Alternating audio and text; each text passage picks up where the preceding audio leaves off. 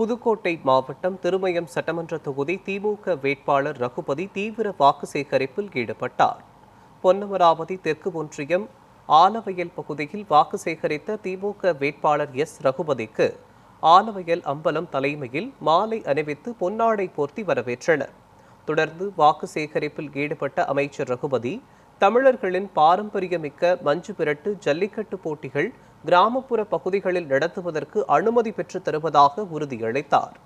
மேலும் திமுக தேர்தல் அறிக்கை வாக்குறுதிகளையும் திமுக செய்த சாதனைகளையும் எடுத்துக் கூறி அவர் மக்களிடம் வாக்கு சேகரித்தார்.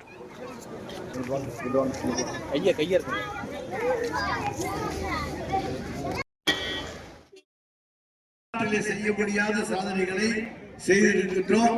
அந்த சாதனைகளை சொல்லித்தான் வாக்குகளை கேட்கின்றோம்.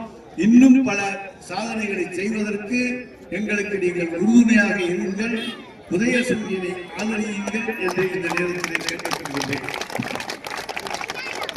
தலைவர் தளபதி அவர்கள் தன்னுடைய ஆட்சியிலே கட்டணமில்லாத மகளிர் விடியல் பேருந்து பயணத்தை உங்களுக்கு தந்தார்.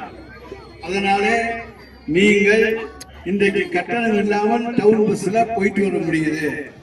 மகளிர் உரிமை தொகை 1000 தரப்பட்டது.